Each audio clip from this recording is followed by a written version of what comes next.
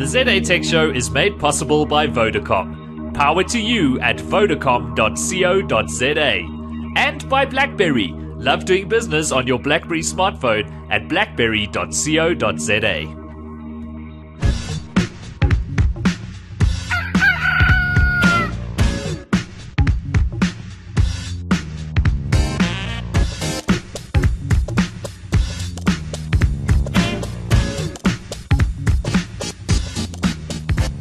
Welcome to the ZA Tech Show, episode 179 for Monday, the 3rd of October 2011. I'm Brett Haggard. Thanks for joining us. If you are listening to us live, if you're on the podcast, welcome. We have a full house tonight, but not yet full. We have two of our guests in the studio and one to arrive very, very shortly. First up, Mr. John Tullett, back by popular demand to unleash the hate. How's it, Brett? How you doing, dude? I'm good, thank you. I'm full of rage and hate. Fantastic. It's how we like you, John. Full of the hate. Has your sabbatical from the ZA Tech Show been good? It's been great, thank you. Eventful. Lots of time to store up the hate. Yeah, and get married and go on honeymoon and stuff. Oh yes, well there's that too. Which I don't hate. Yes, indeed. I would not hate that either. Honeymoons rock.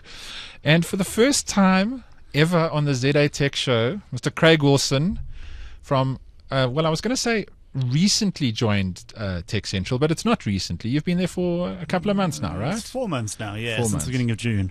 And Duncan hasn't broken you yet? Not yet, no. Not for lack of trying. No, I'm just kidding. Hi, Duncan. John can say hello to his wife. I'll say hello to my boss. How's that? I think he's filled with more wind there, but let's be honest. Yeah, it's one of those working relationships. And we're just waiting for Mr. Nick Caligari to arrive. He'll be here shortly. He's stuck in some of Midrand's finest traffic, but he'll be here in a little bit and add a bit of spark and fun to the show. But let's kick things off straight away with something I must confess I know very, very little about because I've had my head down and I've been working. But apparently Amazon released a tablet and some other Amazon-y stuff, Android-y stuff in the past week. The Kindle Fire, yes? That's the tablet. That's the tablet. The rest of it's not Android-y stuff at all, actually. It's okay. Only the Fire, I'm afraid. The others are just Kindles. In fact, they're all called Kindles, but again, there's further confusion, right? Because the Fire is the only one that's not really a Kindle because it doesn't use e-ink. It's a tablet, very much like the Playbook in form and appearance. Is it on fire, though? I mean, is it that awesome? I mean, I've heard some interesting reports about it, and people are going pretty mental about it and really, really excited. In fact, let me quickly, before we just get onto that, introduce Mr. Nick Caligari. He has arrived. Welcome, sir. How's it going? Good, thanks. I don't have... now I should have you just... How's it going? There we go. Hello, Nick. Sorry, I'm late. No, not at all. We've all been stuck in this traffic We've before. done all the good stuff. Indeed. All right. Well, good show, everybody. Cheers. So we were about to get onto the Kindle Fire. And let me just quickly jump in before that and say one of the most interesting things is Kindle. So kindling is obviously something that you start a fire with. Do you think they had that in mind when they started out, that they were going to call it the Kindle Fire later? I think they had a lot of fire puns in mind. Yeah, I don't think we've seen the last of that. Spark to there's going to be a spark. They're going to fizzle out, and then there'll be the Phoenix. Yeah. Anyway, okay, so onto the Kindle Fire. Let's start with that first. Android tablet, but not really Android, right? It's really, really Android. It's just very, very well hidden Android. They've got their own layer on top. They've disguised most of the Google stuff. You will still be able to add regular Android apps if you can find them, but they hope you won't. Key thing is it's super cheap. That's, all right. I mean, it's the bottom line. $200 buys you an Android tablet. Not a very good one, but doesn't matter. Not a very good one. I think what they're really hoping is that better than 2 kicks in the face. It's only one, right? Yeah, exactly, and quite a cheap kick in the face at that. From the looks of things, and this is really just kind of a guess, they're trying to target a big slice of iPad users. It's the people who just consume media and do basic stuff with the iPad, which is most of them. Yeah, so not very demanding users, ones who actually probably could do a hang of a lot more with their tablets if they if they had the inclination to. So the people for whom an iPad is overpowered, put it that way, and never thought I'd say that, but yeah, it's possible. So that's kind of your Fire target audience. So they'll be able to download media from Amazon. Obviously, that's where the money is going to come from, so they can subsidize the device. Any word yet on whether they're actually going to kick a Prime subscription into it? Because that was the rumor at one stage, and I think that would be such a rad addition to the mix. My understanding is that video and that kind of stuff. My understanding is that it is, but I'm not sure if that's confirmed, and I'm not sure if it's just a kind of a launch offer or. All right. Yeah, the launch offer includes a 30-day subscription to Prime, so they want to whet your appetite and get you hooked. First hit is free. So it's 16 days longer than the 14-day free trial. Yeah, pretty much. But I mean, as you said, it's about content, right? It's about pushing the device so that they can finally link all the content that they've been sitting on but having trouble moving, and now there's finally the tool to get it in people's hands. And I agree. I mean, surely that's got to be where they're hoping to recoup on. So it's where all the margin will be for them. Yeah, okay. So in terms of build quality, has anybody commented on build quality? Has anybody seen the device? Apparently, it is pretty much a BlackBerry playbook. It's basically a playbook, same kind of size and shape and feel. I've seen estimates of the parts list, and some people estimate that they're coming in about $10 short. Some people reckon they're making a small amount of money, but basically they're probably very close to breaking even either way.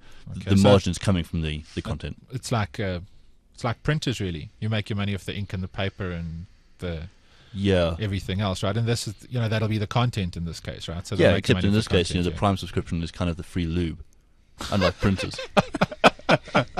Yes, but it's lube that doesn't have long-term usage potential. It kind of runs out after. It's like getting our use once sachet. You go, sample. Okay, cool. What version of Android? That I don't know. 2.3 is what's in my head. All right. Yeah, I think so, but also don't really remember. I mean, they've mastered so much too. It's basically a lockdown version of it. Yeah, exactly. I don't really care what version it runs, because it's not really. I mean, it is Android, but it's not really Android. You can't do much with it that Amazon doesn't want you to do. So the look and feel is entirely Amazon. The built-in apps are all Amazon. It's got the Silk browser, the kind of the magic Amazon browser. Okay. So they will control the experience as much as they can. And presumably they will control pushing out OS updates as well. All right. So it's kind of strange because it goes against what you'd expect of somebody adopting an open source operating system. Let's get an open source operating system on our tablet and then defy all logic with our behavior of making it super, super closed and controlled. More from the sounds of things right now than the Apple ecosystem. Yeah. But on the contrary, Brett, that's the reason you get an open source operating system, is so that it's a cheap way of doing whatever the hell you want with it. You can build your very own walled garden. Oh, I see. And let's face it, Amazon is all about control. It's all about the walled garden. Totally. But I think it makes perfect sense. It wasn't so much in your face before with the Kindle. I think what was nice about the Kindle was the fact that you had the experimental browser. There were ways, actually relatively simple ways, of getting content that wasn't Amazon originated or Amazon sold onto the Kindle. How easy is that going to be with the Fire? Don't know. Aren't sure yet. I mean, I think so. They haven't really said whether you can put any applications on it. You can put other Android apps on it. Oh, you can. But by default, it will only front into the Amazon store. And I mean, the key thing here really to remember is that Amazon really wants to get back control. Google was in serious danger of starting to dominate the ecosystem, and if Amazon didn't carve out its own space, it would be facing some serious trouble later. So this is actually, it's quite an obvious play by Amazon. I think it plays in really nicely to the Kindle family. I'm a little bit surprised it's not some kind of Kindle Plus, Super Kindle. Yes. Why treat it as a separate family? It's designed to be used in a very similar way, just there to consume media. Yeah. It kind of would make sense to me to kind of say, okay, so all of the same stuff that you expected of Kindle before is there, but now we're going to add the video and audio componentry into the mix, for sure. But I think and a giant slot at the back that whatever you ship to your home just drops out the back of your Fire. Or maybe not. And it's really cheap. I mean, I think that's kind of the key thing, is that the real shot across everyone's bows is the price of the thing, and there's no way that RIM can keep the playbook price where it is when you've got something the same size at $200. There's no way guys like Samsung and Asus won't just watch it happen. They've got to drop their prices. Sure. The only one who won't is is Apple, presumably, because they're very used to being a premium brand. I think for me that is strange. I mean, I've always said with the Playbook, the biggest disappointment for me is the lack of applications and content for it. I think build quality, it's a great device. Build quality, it is probably in the top 3 tablet devices out there. I think a beautifully built bookmark. Yes, yes, that runs a beautifully paperweight, but beautifully awesome, powerful, and eye candy laden operating system. So while it's being a bookmark, you can. The user interface is so good. That sort of swiping in from the bezel. I mean, I thought it was a lovely device, except for the lack of options as to what you can actually use on it. So that's still got massive potential to come back. I think if they can get the development community behind it, I think it's still got massive potential to be successful. It just seems like Amazon's taken a fantastic device, because this is a Playbook, sure, right? Fantastic piece of hardware, and then taken a lot of what would get me quite excited about it away. But I think for a lot of people, a lot of people aren't as interested as the rest of us in being able to root their device or being able to, really, really customize it. I mean, it's why Apple, despite the ecosystem and the walled garden, has done so well. People just want it to work. And a lot of what Amazon said about the Fire is that they're vetting all of the Android apps that you're going to be able to get easily through them to make sure that they work well with the device. And, I think they're going to subsidize some of the most popular apps too. And, their argument is that, well, there's a lot of bunkum really and a lot of fluff in the Android market, and that to have to dig around for that is a nuisance. And, I think for a lot of people, actually, the ease of use will make it incredibly appealing, and they won't be excessively troubled by the lock-in, especially if they're buying it, as they said, for the whole family. You could buy 4 of them for the price of a 64 gig iPad. And would you rather have your kids one spill set their of Coke credentials on every device and share on the that or on content your iPad? I mean, totally. The key target user here is the person who likes buying books through the Kindle store on the Kindle. On my device, I want to go somewhere and get media. That's your Fire user. Okay. I want music, I want TV or whatever, but I want it just in one very basic interface. So I suspect at its price it'll do well. I mean, look what happened with HP. Couldn't get rid of their tablets till they dropped the price $99. Suddenly they're sold out. There is a market out there. There's a market out there or something like that. Because they realized that actually it wasn't that. The fact nobody wanted the rubbish devices. Nobody wanted the expensive rubbish device. Cheap rubbish device. People all over it. Yeah. Okay. It's still a rubbish device. Okay, but now it's super cheap. Okay, so outside of the Fire and Silk, well, there are some other interesting Amazon stuff. Silk. Probably worth talking briefly about Silk, because Silk is kind of cool. It's something that's been done before in other environments, but I haven't really seen it in a consumer product yet. So basically, the idea is a little bit like the RIM proxies, which apply compression to your web data. This basically proxies all of your web data and lays it out for the target browser. So it will resize images. It will complete all of the kind of the JavaScript stuff, all of the third-party scripts, all that kind of stuff will complete on the server end. And then what you get is a pre-rendered version being pushed down to your device. So potentially an enormous speed up on more complicated pages. Pretty smart. There are some massive privacy implications to that. See, I'm kind of like, I like that. 2 questions is, do you really need all of that kind of stuff to be done? Because I've found that most tablets, Flash aside, because Flash makes any tablet croak at the moment, regardless of whether it's Flash capable or not, does a fairly good job at being a browsing device. In fact, I'd say a very good job at being a browsing device. So would you really need that speed up? And isn't that more a factor of the network between you and your and the site? Is it a speed up, or does it actually compress all of that data to minimize the bandwidth used? That as well. I think there's several issues here. One is consistency. So you won't get weirdly sized or weirdly laid out pages coming down to your tablet. The server's taking care of that, and it's made sure, if you like, that it fits the target. So, so that would work for me. I quite like that. The tight integration between browser and device and user experience plays right into Amazon's hand. It's what they want. Sure. Yeah. Control. Yeah. And for them to be in control of your browser and all the content going across it, if that doesn't say we want a slice of Google Ads, nothing does.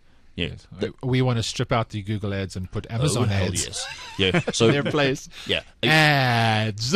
Exactly. The conspiracy theories are too easy to come up with. Yeah.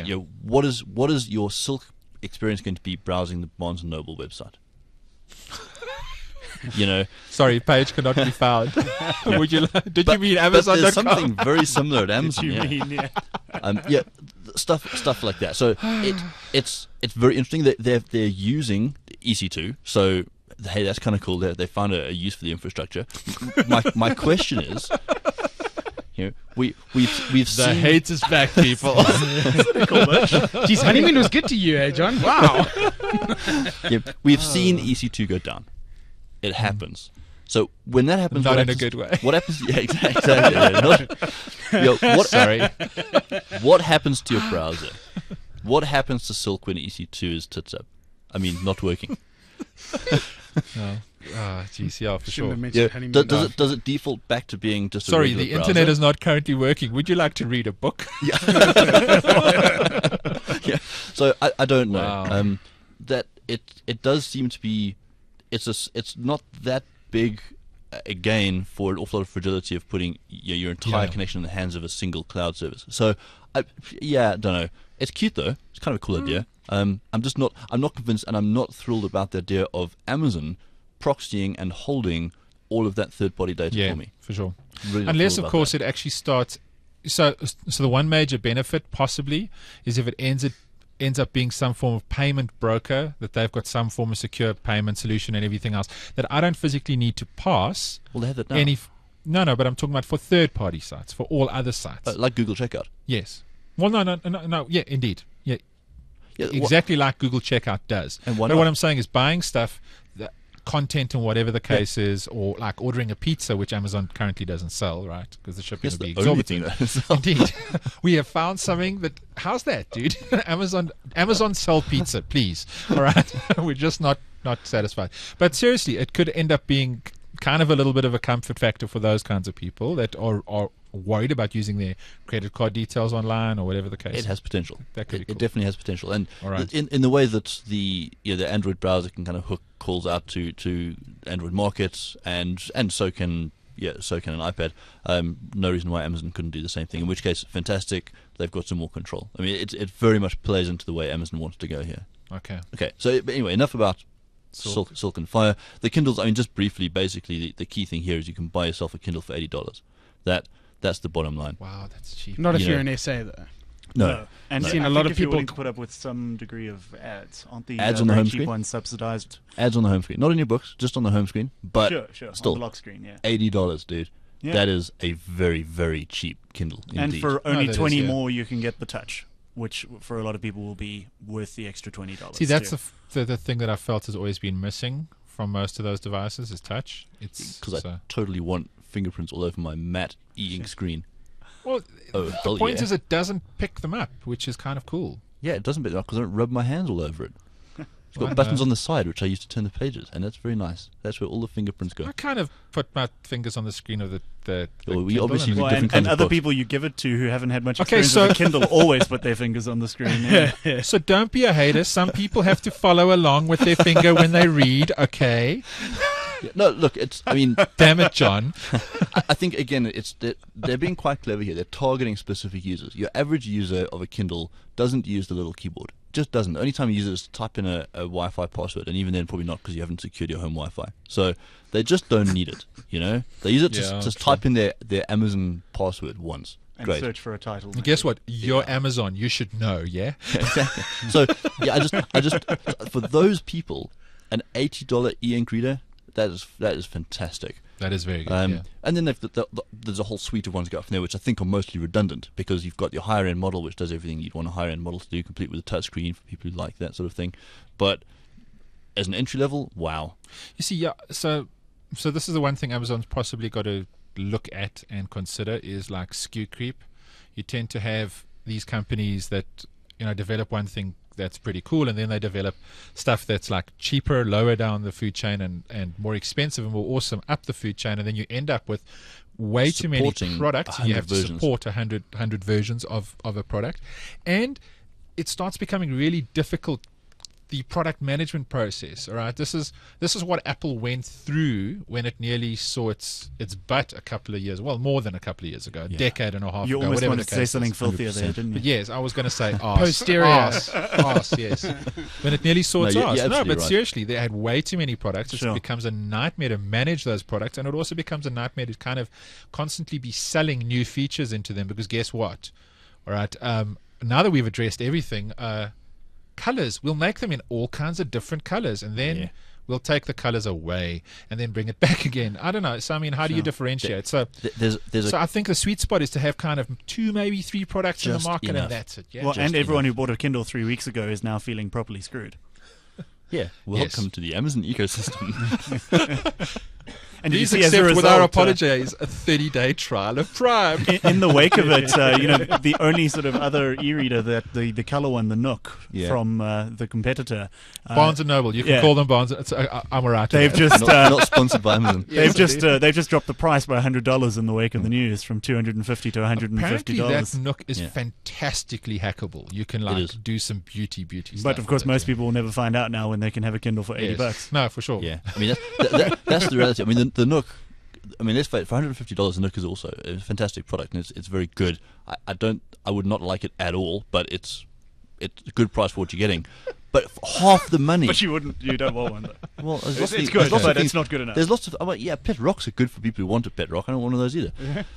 Yeah, for $80, half the even price. With a little face drawn on, and maybe with a little face, little yellow hair, but chocolate sprinkles, maybe. Yeah, sure. Okay, but look, for $80, half the price of a Nook, you can have an e-reader. You can have. See, and this is exactly the point I was making to somebody this week. The biggest issue with Android tablets at the moment is that, guess what? They're trying to compete with something that came first, which was the iPad, and they're trying to live up to that. All right, and they're not ridiculously cheap by comparison and ridiculously functional by comparison. This is exactly the same thing. Barnes & Noble must be feeling a world of hurt right now because they are the competitor. Yep. Amazon comes along, releases this thing called the Kindle. Everything now has to be measured and benchmarked against the Kindle, because it's either better or worse than the Kindle. It's either more expensive or cheaper than the Kindle, because that's the original thing, right? It's a good analogy, because Amazon didn't bring an e-ink reader to market first. Sony did. Doesn't matter. In the same way, Apple didn't bring the first tablet first. Yes, indeed. They got the ecosystem right. Yes. So Apple got the ecosystem right, dominates the market. Amazon got the ecosystem right, dominates the market. Well, the first, let me redefine the first device that made that an essential device to own. Yeah. Made it a massively popular thing to have, right? Correct. So so Barnes & Noble coming from behind, and they've just been completely blindsided now by bigger. They just got shafted, and they came from behind it. And they didn't even get a. They didn't even get a Prime subscription. Coming, They got nooked. Yes, indeed. So okay. But so very very good move by Amazon. A lot of stuff going on. I have a feeling they're going to sell a lot of Fires. My concern.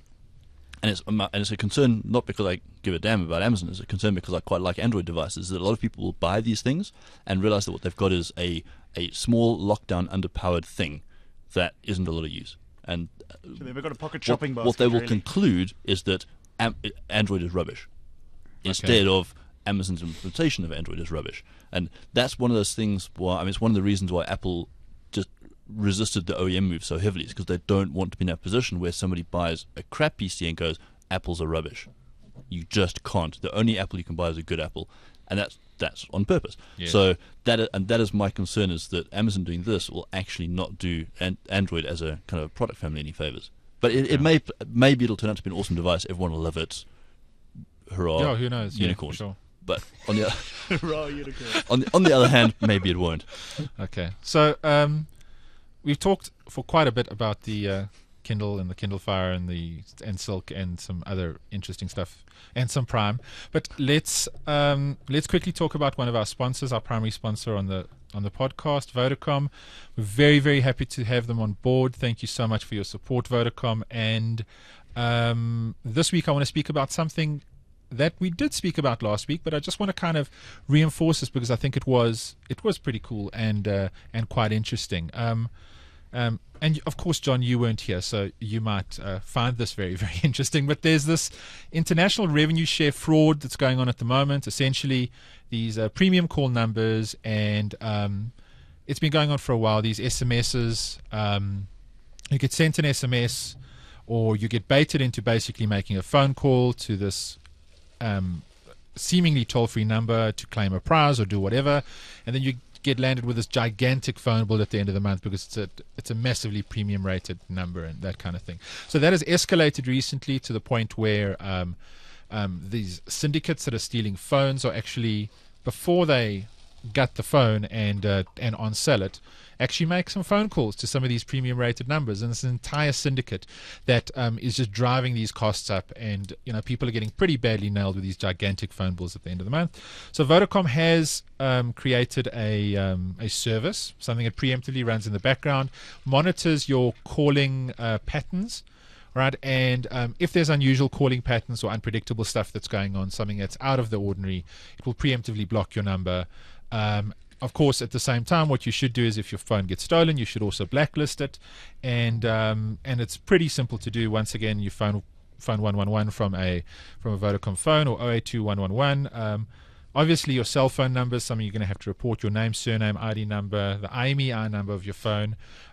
If you don't know where to find your IMEI number, most geeks should know how to find their IMEI number. It's generally on the back of the phone, but if you don't know, Google for it. How do I find my IMEI number? There's a universal code that you type into the phone, and it will give you your IMEI number. Write it down somewhere, give it to a relative, whatever the case is. I think it's *#09# or something. There we go. Yeah. Totally could be something like that. It's a short dial number, yeah. Actually, yeah. So yeah, very, very interesting product, very, very interesting service, and we wish them best of luck with it. So thank you very much, Vodacom, for your support, as always. And what I'd like to know in a little while, not today, maybe in a while, is how successful it is, how many they blocked, how much fraud they think they've prevented, and of course on the negative side, how many false positives they've had and stuff like that. But it'll be very interesting to know how successful that is as a scheme, because it's an imaginative thing to do, has the potential to go horribly wrong, but it could also be a lifesaver for a bunch of people. So it'll be very interesting to get some feedback on that. So as far as I understand, it's a week old.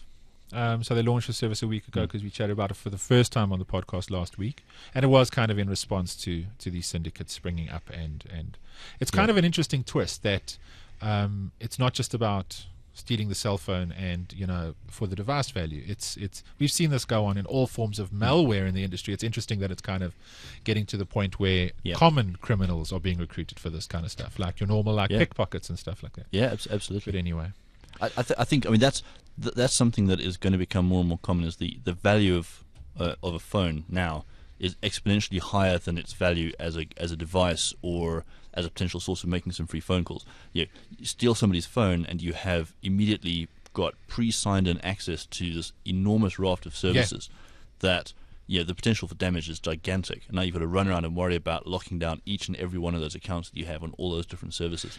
And the interesting thing is, so many people are reticent to have some form of service running in the background and monitoring and everything else. But the reality is, like you say, there's so much information stored on your handset today. And from the one side, the industry is pushing us to make use of our mobile phones with near-field communications, Bluetooth,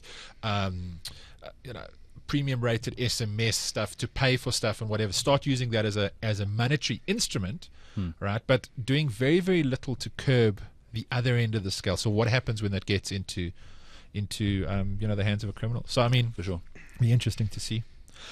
Okay, so moving directly on from that, Telkom announced Uncapped in the past week. I was at Rage for the announcement, and okay, so first, Rage, holy potatoes.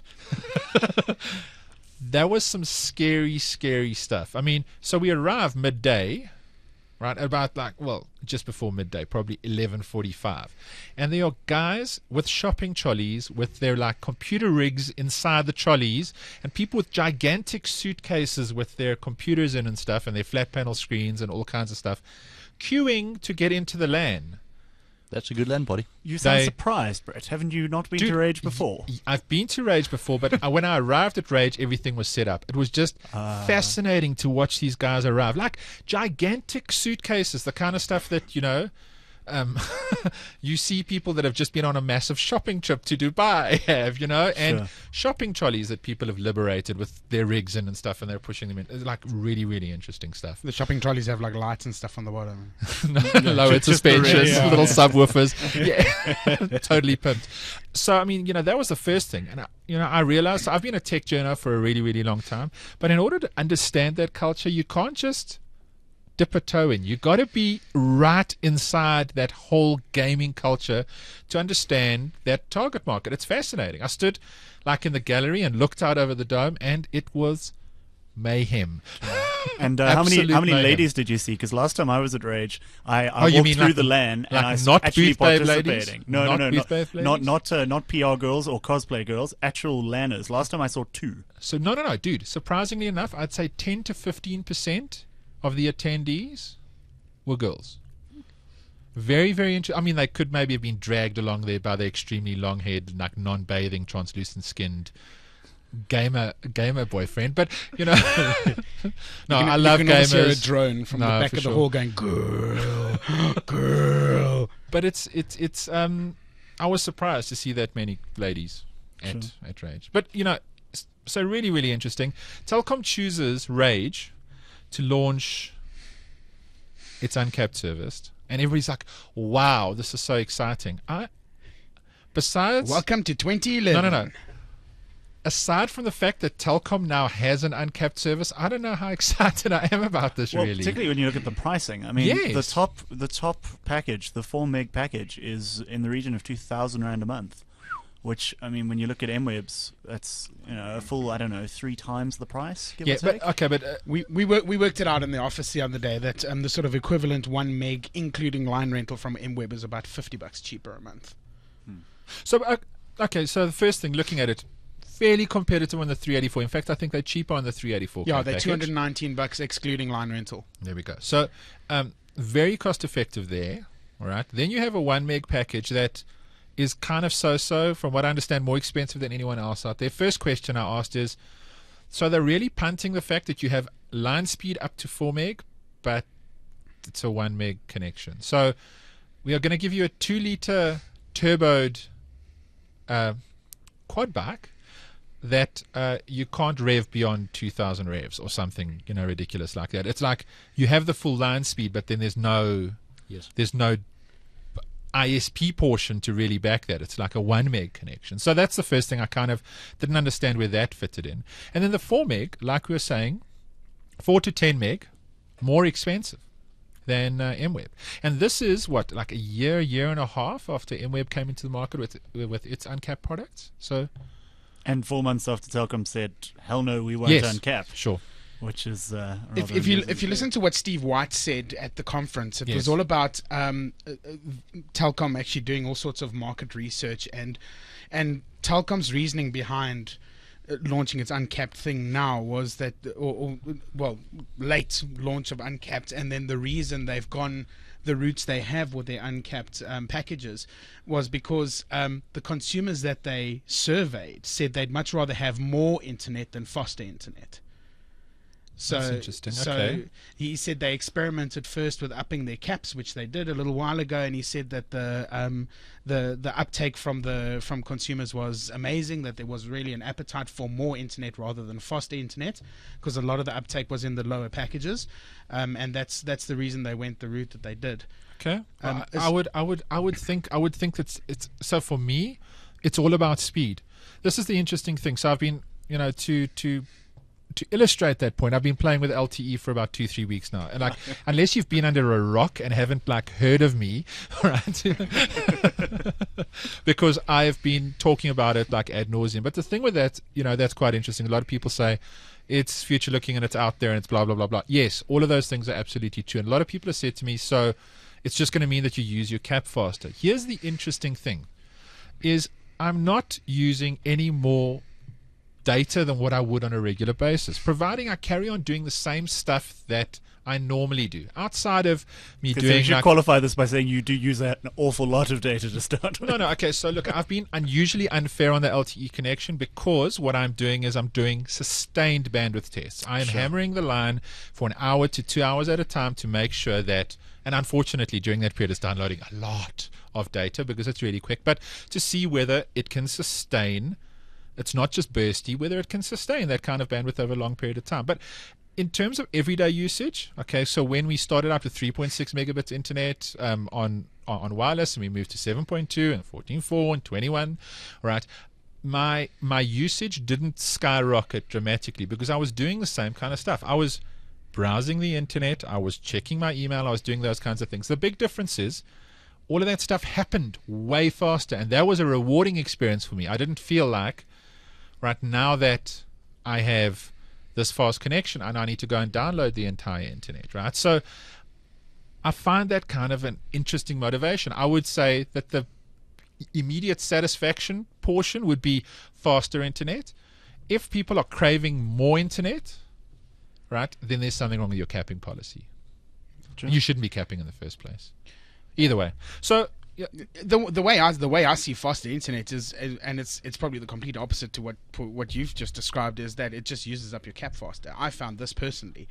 I was stuck on a 384K line at home because my exchange couldn't support anything higher, and eventually I found out that our exchange had been upgraded, so I upgraded to a 1 meg line, and I found myself consuming a crap load more data than I was before, and that was just simply because I didn't have to wait 10 hours to download a piece of Creative Commons content. Sure. No, indeed. And I mean, look, let's just... There's definitely a point at which, it becomes usable, let's say. But yeah, I could see the argument that at a certain speed, faster doesn't really turn into more useful service for a lot of people. Yeah. But at 4 megs, all right, a jump to 8 megs, to 16 megs, exactly, to 32 megs, translates into a much better service, yes, and a much better experience. Yes, I mean, everything feels like it works faster. I was talking to a friend. What you're used to now. Yes, because I would much rather prefer downloading gigantic portions of email as opposed to sitting and watching the email come in for 2 hours, right? Not even email. I mean, just loading a page. Those 5 seconds waiting for a page to load. When you don't wait those 5 seconds and it's instant, the change in your sort of user experience is profound. I was talking to a friend, showing him a screenshot of my LTE test,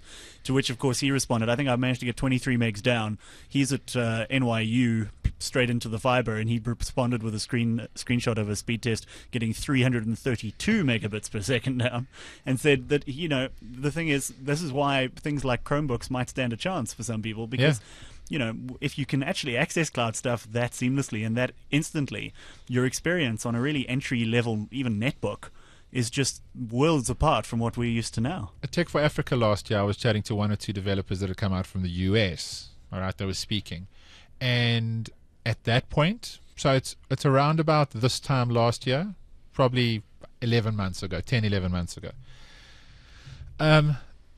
It was not a reality for them to bring their business to South Africa, not because of the cost of internet in South Africa, not because of the caps or anything else, because they run businesses that live on the internet and they make use of cloud services in those businesses, and the latency and low bandwidth in South Africa would make it untenable for them to be able to operate here. They would not be able to have staff here making use of the internet where their services live and fine-tuning and doing all of that kind of stuff because the internet is too slow, not too expensive, too slow. So that would be my final. The question is, can Sykes actually handle all the traffic? Is another question. Okay, but then. Well, really, honesty is the best policy. They should be saying, hey, look, the reason we're doing this is because guess what? We just can't cope right now. Would that possibly be why they've instituted all these sort of daytime restrictions on the bandwidth, on the speed itself? I mean, on an entry level line between 6 a.m. and 6 p.m., you're only going to get 256 up to. Yes. And they only sort of unleash the true speed of your line sort of after 10 p.m. at night. So, I was going to say, to bring us back to topic around all of this, actually, I think the really interesting thing to come out of that announcement at Rage from Telkom wasn't the uncapped at all, particularly the fact that they're throttling it. It's that Telkom wants to launch its own video on demand service. Yes, and that's the real story. Indeed. So, I mean, they haven't confirmed yet who they're in talks with. Obviously, there's like massive NDAs in place and stuff like that. They have denied, though, that they're in talks with Netflix, which is interesting. Okay. Well, I threw out Hulu.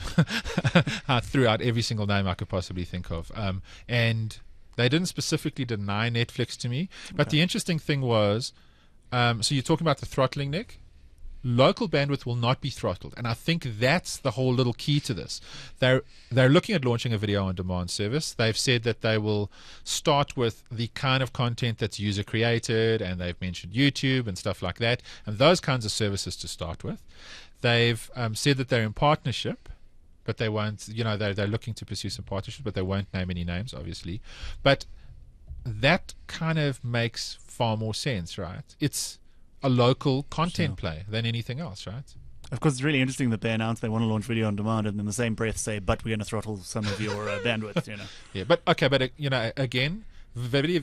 So they want to launch video on demand. They will not throttle local usage. Sure. And I don't think the capping actually. I don't think they even monitor local usage. I think it doesn't actually. I'm sure they do monitor it. Collect. No, well, I mean, no, monitor it, but I don't think it actually attributes to your cap or whatever or counts towards your cap. No, There's like a whole. No, I dare say it doesn't. Well, it's uncapped, so I mean, it's not going to be. But I mean, not capped. Yeah. Yes, but it's your fair usage policy. Also, very obscure when it comes to fair usage policy. Dodge. Yeah, it's a horrible term. Yes. Almost nobody. Is there one? Yes. What is it? We're not telling you. Yeah, very few service providers of any sort will actually say what it is. It's reasonable. Yeah, reasonable use, which basically means they're reserving the right to cut you off if they don't like you.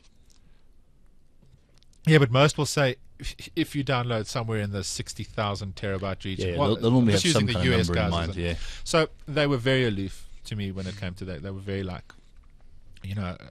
avoiding any form of indication of where that cap sits or where that fair usage policy sits.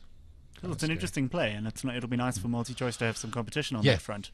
I was about to say there are some interesting things afoot there as well. So, who else have you spoken to recently that's kind of looking into the VOD space and the content space? I know that Neotel a couple of months ago was talking quite a cool tale about trying to get content into South Africa. Well, DSTV obviously wants to do it. Sure. Nick's not allowed to say anything. I should preface this conversation with I work for DSTV on video on demand, so that's my job. Look, these are my opinions and not those of my employer. It's a very tough market, I'll tell you that. Yeah. Sure, we're in the middle of some big projects, sure. And the biggest constraint we found with launching, I mean, it's no secret, we're launching a PC version of Box Office towards the end of the year. Yeah, so that's been confirmed. And the biggest problem we found was the quality of the video. What quality of the video are we going to send out? And that obviously determines the file size. Yeah. And if you look at somebody who's running a 384K line, for us to send an okay quality video down a 384K line, it's going to take hours to download. And that's because 384K lines seldomly actually perform at a clean 384K. That guy probably only has a Commodore 64, so he'll be okay with 8-bit graphics. Yes, or just like a running text commentary. Man walks into room wearing blue shirt. The occasional beat. Look, all the uncapped accounts that are out there and that are being announced left, right, and center are obviously going to benefit anybody who's launching a VOD service. It makes sense that if Telkom would launch a VOD service, an uncapped account would be the precursor. But speed is an issue. People don't want to sit and wait 9 hours for a 360p a video to download. They want to click on it and they want to wait a couple of minutes maybe, or maybe even start streaming it and watching it and wait for it to buffer. Speed is an issue. No, it really is. No, for sure. We see Amazon, for example, they're talking about launching a subscription-based VOD service coming out soon. Yes. YouTube is looking. Oh, with Prime they have that already. I mean, Amazon's got that with Prime. So Prime, there's a ton of content sitting online that if you can get by the geolocation constraints, or possibly actually legitimately live in a region where Prime is available, you can stream pretty easily. Well, what's interesting about that is what Netflix has done. They've got a fantastic codec. I don't know if you've played with that. That scales dynamically according to A, your line quality, but then B, during the stream, if somebody checks their email or does something like that, and it compromises the speed of the line, it automatically adapts. So you go from like blocky to crystal clear to whatever. But the cool thing is it doesn't interrupt. Yeah, a lot of VOD services use that. So it's called a dynamic bit rate. Yes. And it's fairly common practice for VOD service providers to use that type of technology. But what I thought was really interesting was that YouTube announced they're launching a linear television service. Okay. Linear being obviously a live broadcast like you would get on DSTV on Mnet, for example. They've actually done that. They've piloted that kind of stuff before. So the U2 concert, and there was a bunch of other stuff. And there was sporting events they've done like that too. So they're quite seriously thinking about launching these types of products or these types of services. And what's interesting for me is the content they're going to be offering. They're not going to be going to the major studios and getting content from them. They're going to be putting money behind high production value stuff that isn't made by the major studios. Cool.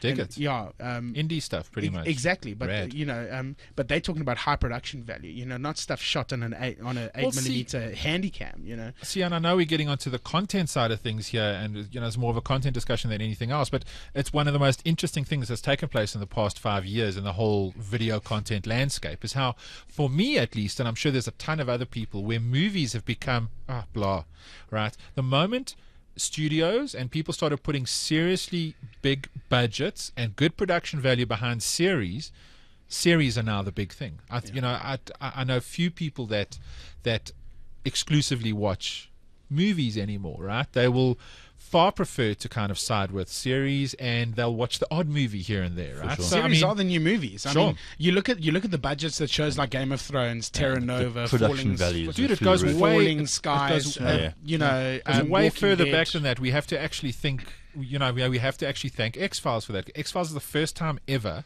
that they made series like they make movies. They threw huge money behind it. They went on location to places. They paid actors real money. So yeah, some of these actors in US series are getting paid hundreds of thousands of dollars an episode. Dude. Yeah, so millions. Well, the dudes on Friends were doing like $1.2 million an episode. And there's some Charlie Sheens of the world. But yes, his net profit was about like $4. Well, you look at something like Terra Nova. Coke and hookers don't come cheap, You look at something like Terra Nova. I mean, that's the most expensive TV show ever made. I mean, it's got a budget that dwarfs many feature movie budgets. We're stuck with the same problem, which is that you've got these retarded content agreements, which means that the only way for me to keep up with my peers around the world is to pirate it. Yeah, I really, really want to rip out my wallet and give someone some money to get content, but I can't. No. So you can, but I have a serious problem with lying about where I live so that I can illegally give them money for legitimate content. It's stupid. So you can use YouTube. Sorry, so you can use iTunes. You can use the Apple Store, right? Unfortunately, you have to fabricate an address, schmuckle the money in somehow by using prepaid cards, so that you can sleep a little better at night, knowing that I illegally gave somebody some money for content that I, in an attempt to somehow feel better about my life. It's not about feeling better. Take a look at giving someone their dues. Yeah, no, exactly. Take a look at any of the big torrent sites. Take a look at when something like Game of Thrones hits.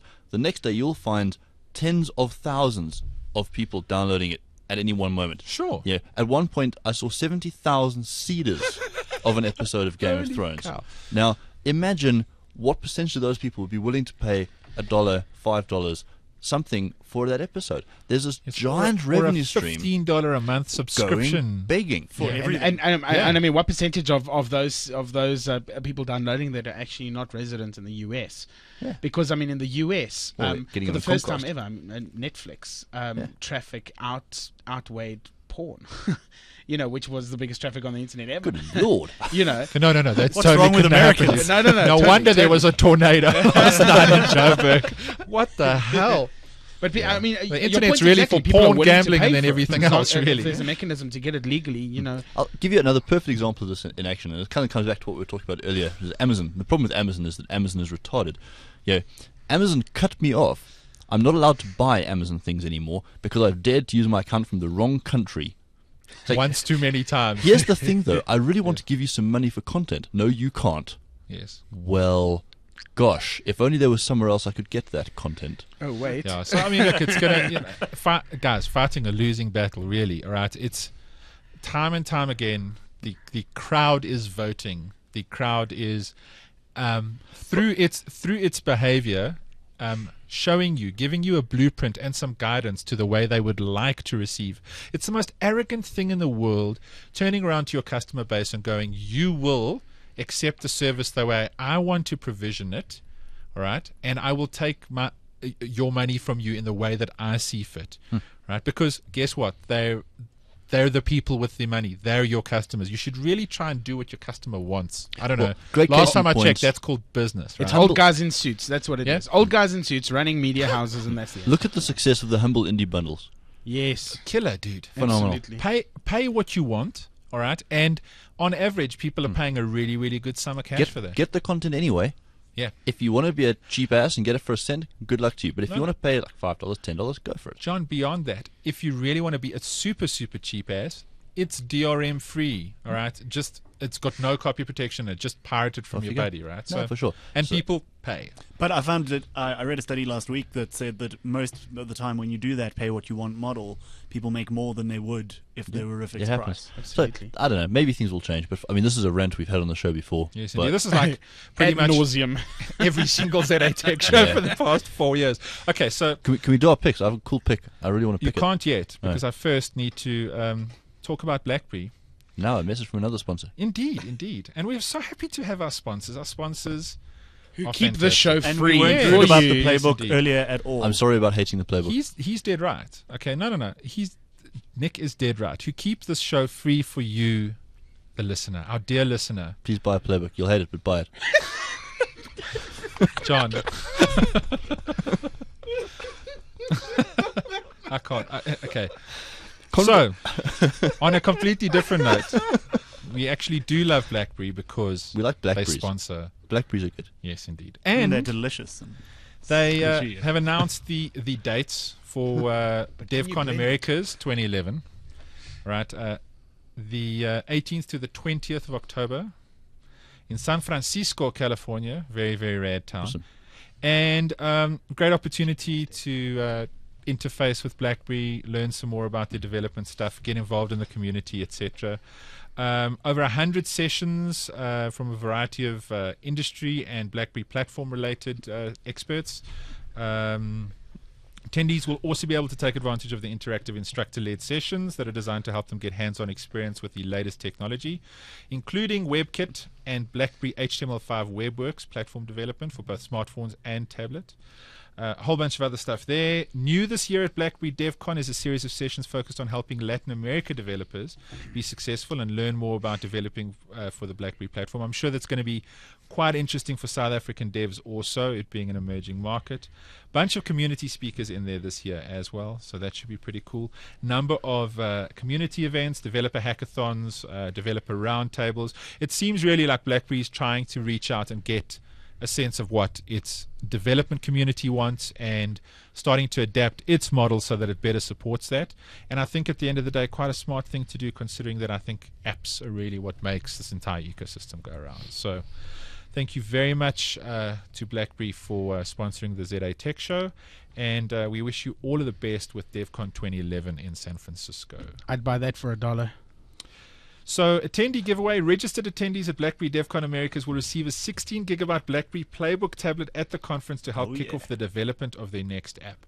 Awesome. And I know that there's been some criticism. I still think that the Playbook, given the right applications, could be an unbelievably rad device. You know what? I'm willing to be flamed for this. I agree. I enjoyed using one so much. I loved the device if it wasn't for the rubbishness of the apps. Yeah. But that's exactly it. It's a very good device. It just, unfortunately, there's nothing you can do with it at the moment. Sorry. Okay, But it'll come. so- Build No, it, no, and for it'll sure. come. Indeed. Yes.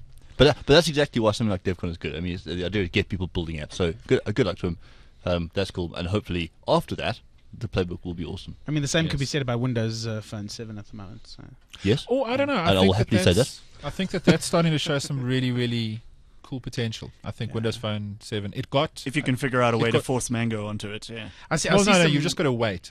You force a Mango and it will squish, dude. It's that simple. Depending entirely on the ripeness of the mango. Do not eat the mango. What you're trying to force it into, but no. Eat the mango. Do also not eat the mango before it is ripe. It will put splinters in your tongue or something. But it's got WhatsApp last week. It's got WhatsApp last week. It's totally arrived. Oh boy, indeed. I want to quickly talk about something I chatted about very briefly last week and just add some context to it, and then we can move on to picks of the week, John. But last week I talked about the N9 and how much I like the Nokia N9 smartphone and MeeGo and everything else, and this conundrum about the fact that MeeGo's end of life, Symbian's end of life, Windows Phone is the future, and S40 will stay around to address the feature phone space. Okay, S40 will not get this new swipe interface, I don't think, that they've launched with MeeGo, and I really think that is the cool thing with the N9 at the moment. And Windows Phone will almost not certainly get it. So we know what you mean. Yeah. It won't get it. Almost certainly not get it. Almost, yes, what he said. But in all honesty, there's it just seems like Nokia's up to something. And today, some interesting news broke from a number of different sites. The one was the Australian. The other was PC World. I'm sure you've heard of PC World, and rethinkwireless.com. And they were talking about pretty much the same story, that Nokia is working on a Linux-based operating system at the moment called Meltemi. Yes. Yeah. And what Meltemi is, it's a Greek word. Well, it's also an operating system, but it's a Greek word that signifies a wind, a very, very hot wind that blows across Greece, right? Kind of like Greece's promises to repay its debt. Yes, something to that effect, but good and true. So all these bad things, but in a good way, right? So, in a Boxburg. So there's Meltemi. Nokia hasn't said anything about it yet. I find it kind of interesting that Nokia is developing another Linux operating system, not just going with MeeGo. Yet another one. But if you look at it, better. If you look at it'll be different. So 2 weeks ago, when they launched Swipe and N9, they've said that this interface will roll out across a number of different platforms and devices. But at the same time, MeeGo, Symbian, all right, and Windows Phone not going to happen, and S40 doesn't have the hardware capability that those phones that have S40 don't. I think that Meltemi is going to was for what? To make good on a set of promises to the industry. Yeah, but they've done all this Linux development work. But hold on. Meltemi will support Qt. All right? The big programming framework. Qt, yes, indeed. And at the same time, it will also probably support Swipe. So I think that's kind of cool. I was very, very worried about the fact that there's this fantastic development, this awesome product, and it's going nowhere. I think the fact that it's Greek for big blast of hot air is not a coincidence. So you're not even like remotely interested or like happy? No. You like Linux, John? Linux on a smartphone? I have Linux on my smartphone. And how's that working out? Smashing. Especially. You smash it regularly, is what you're trying to say. It's great. What do you think Android is based on? Right. Well, screw you. I thought it was cool. I think it's kind of cool and kind of interesting that they're developing a Linux operating system. It's cool, but it doesn't make sense. But it's yet another one, and like all the others, it probably will go nowhere. Their track record with producing anything Linux-based stinks. So, I just don't see this going anywhere. And maybe they'll surprise me, but the track record is not on their side. Yeah, it does make sense that they make all sorts of noise about MeeGo, for example. I mean, that was supposed to be their big sort of middle finger to Symbian, and now all of a sudden they're just replacing it with something else. Well, I don't know. Not really a middle finger to Symbian, just Symbian had just generally a middle finger with nowhere to go. Or was it more of a token goodbye Symbian? Look, we're listening to our critics. We're putting something else on our handsets. I don't know. Look, I think I've said this before. I'm very, very excited about what Nokia does with Windows Phone. I think it's what Windows Phone needs in order to get where it needs to go. I think it's quite a solid operating system. It needs a big vendor to be that committed to it. But I think at the same time, kind of risky for Nokia to put all its eggs in that one basket. So, personally, I would have carried on with MeeGo. I think that N9 is a fantastic device, and it shows that it actually does have potential and it could go somewhere. But anyway, let's see. Okay, picks of the week. John, what are you going to pick on this week? Because there's no way you're picking something. I'm totally picking something. I actually brought something in for show and tell today. I have a very cool thing for John, put your clothes back on. My pick. Sorry. Here we go. That's my pick. It is a dinosaur head. It's totally a dinosaur head. Check it out. What is it, a raptor? Now, the reason why that is my pick of the week is that was... No, it's really actually... Oh, wait, I know what this is. It's really a dinosaur head. It is a rubber... Not severed. It dinosaur looks like it head. was made that way. That's rather. It's not really rubber. It's like a hard. Is this like a stone or what is it, like a resin? Yeah, it's a resin. That was printed on a 3D printer. Not only was it printed on a 3D printer, it's actually printed on a 3D printer that can handle multiple substrates. So if you look at its eyes and its tongue are actually a different material. So this is a 3D printer that can print machines with moving parts, like bicycle chains and... As long as they're made out of resin. I saw a video on YouTube with a Truly dude phenomenal. who printed a working wrench. Yep. With the screw monkey part and wrench. everything, and it worked perfectly. Out of metal? No, out of No, this it's- kind of it's resin, out of like very a- hard resin. So it's Like a plastic composite almost, yeah. And I mean, it's the state of the art in 3D printing has leaped in the last couple of years. Leapt. That too, but it's fantastic. Like a raptor. It Like leapt. a raptor, it leapt forward. It's absolutely fantastic. Fantastic. Rawr. Really dig it. You know, the implications for any kind of engineer or product developer who needs to produce prototypes or kind of do little trial runs of short runs of products for artists of all sorts, they're absolutely unbelievable. The machine that prints that is about the size of a biggish inkjet printer. Yeah, it's the kind of thing. How much does that printer cost? Well, that's the catch. I mean, right now the technology is expensive, and even the material's not cheap. But that's okay. There was a time when laser printers were insanely expensive too. Yes. So it was about 4 years ago. So, John, where did you actually get this printed? that was from Objet, which is the company that sells these printers. Oh, wow. Something I have to point out, though, the detail on it. It's I mad. mean, the wrinkles around the mouth here and the individual Dude, feel teeth. the teeth. I mean, those teeth feel are the teeth sharp. on the yo. tongue. even the tongue has a crease on it. I mean, this thing is unbelievable. It's Very, very it's cool. absolutely phenomenal. So when you print to it, all right, you'd print to it, using any one of 100 packages, or, Yeah, well, or is there a it's- specific package that you have to well, print so it from? it needs a specific kind of Format format of of data. file. So it's basically Okay. like a CAD file that it All right, needs. okay. That then And then breaks down into inside its little that, layers. just like you would plot a drawing, Yeah, more or you less. define. Sorry, my dad's an architect. So when you print like a large drawing, right, you define pen thicknesses and colors inside the CAD. Yeah. Inside the CAD application, you'd do exactly the same in terms of materials. Yeah, correct. Oh, interesting. Now, you Dig know what it. would be really cool is if from was it Jurassic Park: The Lost World, Jurassic Park 2, where they actually did a 3D print of the oscillating chamber of the Velociraptor, and you could actually blow through it and make the sound that the raptor makes. Now, if they could make That's kind of cool. yeah, So an example of that in action is dental surgery, where when they're scraping away part of a jawbone to do implants, Yeah. you can create to like micron accuracy the implants go into it with a 3D Where printer. is the rest of the raptor, though? Or did they only print the head? They only printed the head, but I'm very sorry. it's only economical to print the head at the moment. I think for freebies to give away to curious journalists, they kind of I was just cheaped wondering out whether at there were neck like level. 6 journos, and then you kind of like You each got a draw limb, straws to different figure out. piece of the raptor, Yeah, yes. indeed. Someone Look got at this a fantastic penis. raptor leg.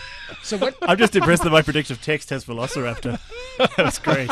So what did that actually cost to print? Did they tell you that? Well, it didn't cost me anything. No, No, but what what it did it cost cost them. them? It's incredibly cost effective for me. Okay. I don't know what it cost them. okay. No, I think right now it's a lot cheaper than getting something prototyped and made by A moulding, usual, yeah. sort of So you traditional. normally have to you do a sculpture and get a mold and get a cast and stuff like that. So the cost and the time of doing that is pretty high. Right now, it's not the kind of thing you just chuck things like that out for your kid. He's not quite at that stage yet, unless you're Bill Gates or something. Okay, Even so, then, you probably don't, because Bill Gates is notoriously hard on his kids for that sort of thing. And So, John- And there's probably Velociraptor no head for Windows you. drivers No for those printers Velociraptor. either. So what is the name of your pick of the week? What is the name of the printer or the company or whatever the case Well, is? the company is Objet, so OBJET. And they're one of several companies doing extremely awesome 3D printing. They're the first one I've seen that can do multiple substrates, though. And as a result, they can create things with awesome moving parts and stuff. Okay. So I take it that it's somewhere on the web we will find the URL. I'm pretty sure they're on Show the web. notes. On a vaguely They're related all note, before you modern. move on, I saw an article this weekend about a slightly more practical application of 3D printing where they'd successfully made arteries for transplant organs. Okay, good. Well, where did you think I was going with I this? was hoping nowhere, nowhere What, bad. life-size replicas of your favorite bits to leave to loved ones or Yes, something? indeed. Yeah. No, Like my ear, I would really love to leave my ear. Anyway, okay, Craig, your first time on the ZA Tech Show. Yeah, Pick you of have to the explain week. the picks to me, I'm afraid. Are these good or bad? I Okay, gather- so I- you can together with John, it's normally either or. A bad. pick is a Either good or. thing. A pick on is normally a bad Right, thing. right. Okay, so All you right, can well, pick a piece of technology, I've or got you can one. pick Just Don't pick your That's nose easy. because an that's app gross. or I know I'm ready to be flamed for it, but my pick, and I know it's perhaps a bit late, so I apologize if someone's beaten me to it. not at all. but, Ben Kelly 4 times picked the USB turntable. Anywhere from there is up. Once when he Right, saw right. it, once when he ordered it, once when it arrived, and then he once when he picked on actually it, and then played he it. picked on it, and it sucked. Anyway, Great. Well, that's a nice sort of full circle.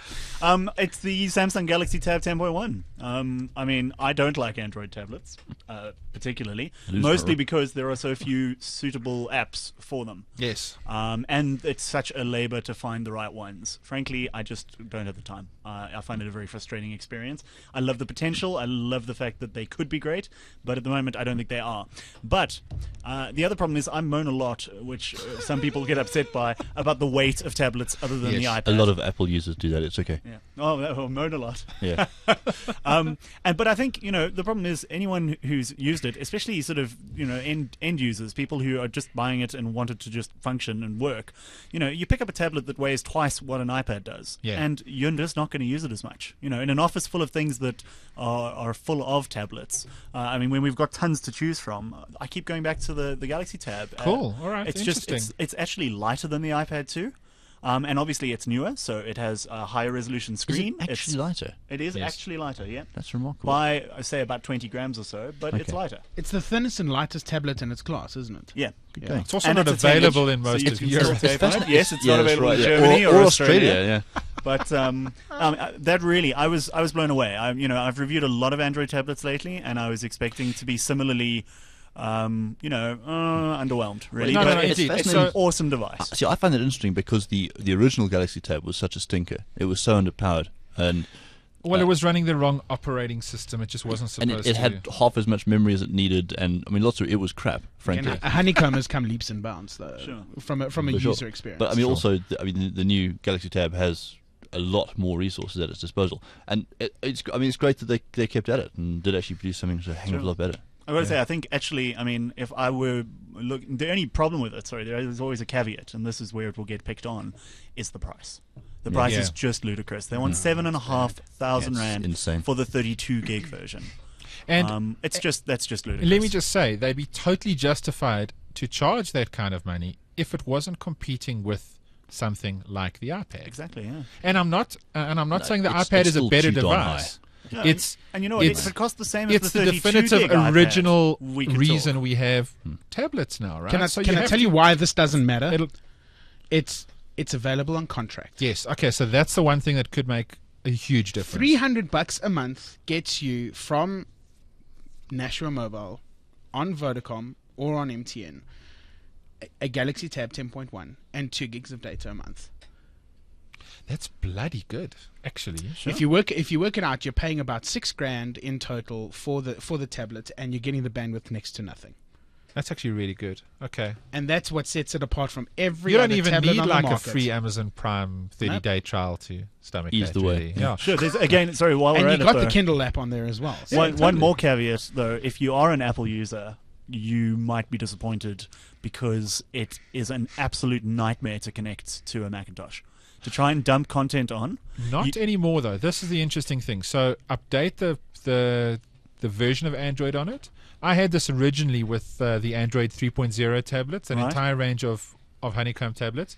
It's because they took away the mass storage profile. I had a massive bitch about this. with Android 3.0, they Why took would away they the do master. that? Yes, indeed. It's like, what the hell are you thinking? What were you thinking? Wow, Yeah. fantastic. We have this lovely Ferrari. We are going to take the engine out and replace it with a hamster wheel. No hamster. No, but seriously, it was like the strangest thing to remove from Android. They took it out, and then the market, Craig, had this gigantic bitch at them, and magically it pitched up back when 3.1 happened. So just Well, check. because maybe it's changed, but I found last week when I was playing with it, in order to get it working as a mass storage device, I had to use an old version of that horrible That, like, Samsung green- yeah, Kiss yeah. Oh, software, okay. and it had to be a previous version of it to actually get it to play nicely with my Or, MacBook. or you have to go and download the Android Data Loader application for Mac, And this which is the somehow problem, right, manages is to mount it, yeah? You and I are prepared to do things like this. But for the end user, I mean, some people have Macs, but they don't want an iPad. Some people want an Android tablet. It's too big a road bump. Yeah, exactly. It should work for them. Yeah, you know. I mean, having to jump through hoops like that is insane. Yeah. Anyway. Nick. But otherwise, great device. Best Android tablet ever. I'm going to totally disagree with you. Second best. Straight after Nick picks Battlefield 3. You know. Read your mind, man. Yeah, so my pick is the beta of Battlefield 3, which was made available yesterday. Last week. Sorry, No, last week, yeah, for last sure. week. I only downloaded it yesterday. It's an enormous download, and if you are a PC user, you unfortunately have to install EA's version of Steam, which is called Origin. It's going to be available. It's available Xbox, PS3, and PC at the moment, and you get one map, one game mode, and 4 classes of character in the game. It is mind-boggling how they have turned Awesomized it. It is this Frostbite 2 engine that they have developed is the most epic engine I have ever seen in my life. He's actually frothing at the mouth. Yeah, I mean, I'm sweating. Yeah, I'm sweating. It's just taken what we loved about Battlefield, Bad Company 2, the destructive environments, and the epic playability of having 32 players per side, etc., etc. And it's just upped it on every single level. It is the best FPS I have ever played. Wow. And I play a lot of FPS. No, sure. That's quite a claim, yeah. I think I'm going to pick Battlefield 3. If you haven't checked out the beta of Battlefield 3, So I have all of the files on a stick. I just haven't installed it yet. do it, Brett. Your marriage will end. But it is the most. It is. But most apart from unbelievable that, you'll really like it. first-person shooter. So it's totally worth it then, is what you're saying. I'm very quick to jump on things that I don't like, and it's just this. Like you said, I'm frothing at the mouth. It is the most unbelievable first-person shooter I have ever played, and I cannot wait for the full version to come out. Wow. Okay. 21st of October. Sterling endorsement. Yeah. Okay. And Nick knows his game, so must know people. What I found quite cool about Battlefield 3 is yes, the recommended settings are pretty high. You need a quad-core processor. You need 4 gigs of memory. You need a fairly good internet connection to play multiplayer. But even the minimum system requirements give you enough of a jump in performance and in eye candy over the previous games to make it look awesome. Okay. So. And I have no doubt that the amount of polish they're going to put on the final product is just going to turn this. There are times in this game where you actually sit back and you think, how can this not be real? Wow.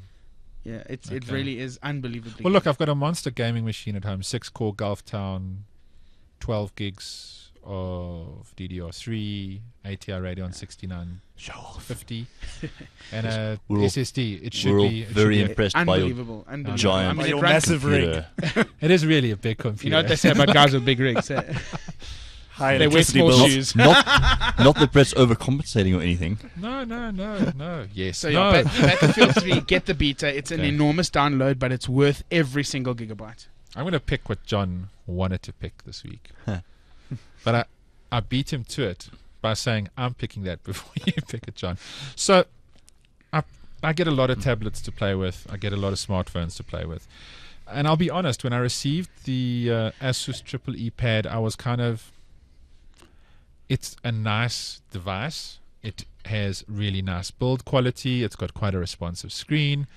It has all of the stuff that you'd expect from an Android tablet, but I think I've just become so desensitized because there's so many of these very similar cookie cutter type devices. The same thing you were talking about is look, another Android tablet. This is what I've wanted my whole life, because the previous 700,000 Android tablets just didn't scratch the itch. So anyway, I receive it and I was quite impressed with it, but I think it's just Android tablet overload. And then, John, you said that you'd gotten the dock for it, and they hadn't sent the dock with it.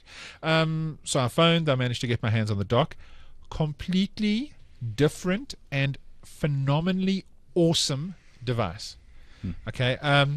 Slot what's a pretty normal tablet into this dock. Immediately you get up to 16 hours of battery life with the internal battery on the tablet and the battery that's built into the dock. Very usable QWERTY keyboard, close to full size. Not quite full size, but it's very, close very enough. close. Yeah. I was a little worried about the trackpad. So it's got a trackpad, it's got a keyboard, it's got 2 USB ports and an SD card slot, and of course the battery. I was kind of worried about how am I going to get around using the trackpad. That seems a bit weird in Android Honeycomb. Fantastic implementation of it. Creates like a little circle type mouse pointer, your finger, the size of your finger, right?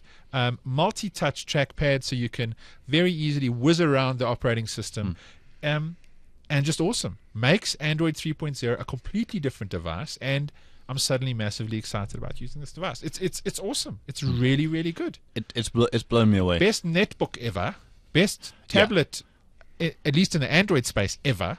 Well, that's the killer thing for me. Is it makes my Acer Aspire 1 look pretty sad. Yes, indeed. Look, in your Acer Aspire 1's defense, it is now 4 years old. Yeah, for sure. But even so, I get a complete day battery life out of this of work. 16 hours, dude. This thing is some video. This is very close to being good enough. I could do a day's work on this if I had to. There are things where that wouldn't be ideal for me right now, but it's awfully close to it. I am very, very impressed with that. It's the tablet half is it's just another tablet. I like the Android environment. It works for me, so I'm very happy with that. It's an Android tablet. That's all good. The dock makes it amazing. So it's fantastic. I really cannot, and the price is really good. You're looking at like 4.5K for the 16 gig Wi-Fi version of the tablet, and then $1,500 more or less. Well, for the dock, depending. Here's a key thing, because the difference in price is obviously tied to the internal storage. I don't know how much storage this has got, and I don't care, because it's got that cloud. It's got the cloud service built in. Great. It's got a micro SD card slot. It's got an SD card slot, and it's got USB ports. I can hook up a 2 terabyte external drive to this thing, and I can play media off it natively without having to worry about what format it's in or what it's converted to. So storage is not a problem. I know almost to the byte how much space is available on my iPad because I am constrained by its storage. Yeah. So and that was a key difference for me, is that I know how much space is on the iPad. I know how I have to juggle the media on it, and that's okay. Its main use for me was videos, and as a picture viewing device. Fine, but I know exactly how I have to juggle the space on it. I just don't care on this thing, because I can plug in an SD card or I can plug in an external drive, and I can move things around, and I can mount file shares over the network and copy files on and off. So it's the netbook side of it is what's blown me away. The tablet is a cool toy. As a netbook, it's a very, very functional workhorse. It really solidified for me the fact that Android, for me, makes a lot more sense as a netbook operating system now than what it does as a tablet operating system. I agree entirely. Which makes me wonder, what the hell is Chrome OS for? It's for all the suck. It's pretty much. And have you found it laggy at all? No, I actually don't. I'm actually fine with it. But then I think a lot of that comes down to your choice of apps. Maybe I'm just lucky I choose fast apps. I haven't noticed any lag. John has a natural tendency to choose fast apps. You just tell them. You look at them and go, no, that will be slow. Normally I will find the sucky software so I can rant about it on this show, but I've been lucky so far. The only thing I would say is don't bother plugging in an external mouse. Apps don't support it consistently, and it doesn't work. You don't need to, though. The trackpad is fantastic. And the nice thing is you've got the choice of using the trackpad when it's appropriate and using the screen. Does the screen flip around? Or? No, it locks in landscape mode and stops. Okay, right. But what's interesting is the transition is like instantaneous. So you literally flip the little switch. Oh, this one. Yank it out the top pull. Oh. And now it's in tablet mode. That is cool. and then clip it back in, and it's also got a really, really rad build quality. Anyway, we have run so ridiculously over. The people in the studio have made flaming torches, and they're stop yawning. They're sharpening sticks to come and put us out of their misery. So we really do need to wrap there, but I think it's been a really, really cool episode, and thank you everyone for joining. Let me start at the other end of the table, our late arrival, but thank you very much, Mr. Caligari, for joining us. You're very welcome. Thanks for having me back. Added a fantastic gamer-centric element. I'm going to have to go get myself some Battlefield 3 now. Do it. And for the first time on the ZA Tech Show, Mr. Craig Wilson from Tech Central. Thanks for having me. I disagree with you about the Samsung tablet. Well, that's all right. I'll have to play with one of these Asus all-in-one jobs, and I'll get back to you. But for sure. So far, the Samsung's my winner. Cool. You know what I want for Christmas now. Yes, indeed. I'll let Father Christmas know, because I have him on speed dial and stuff. And Mr. Hate.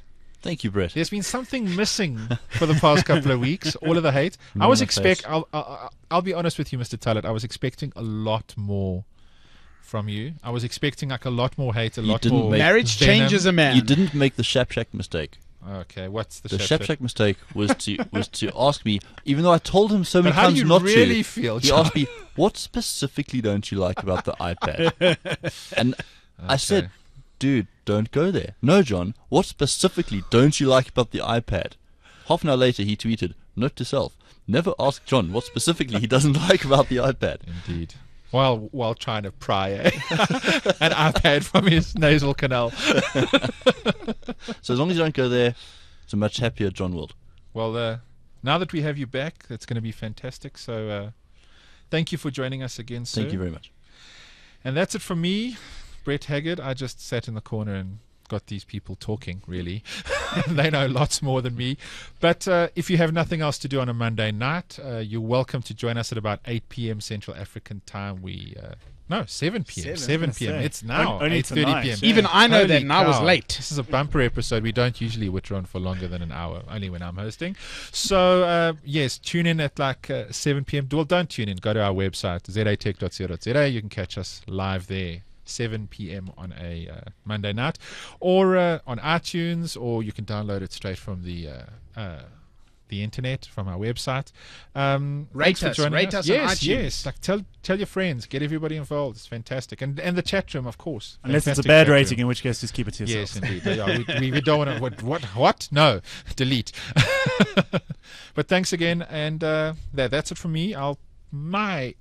I may be on next week. We'll see if Simon's back to host. I'm sure he will be. Probably doing a much more competent job than me. So that's it for episode 179, Monday the 3rd of October 2011. Take care, and we'll catch you next week. The ZA Tech Show is made possible by Vodacom. Power to you at vodacom.co.za, and BlackBerry. Enjoy doing business on your BlackBerry smartphone at www.blackberry.co.za.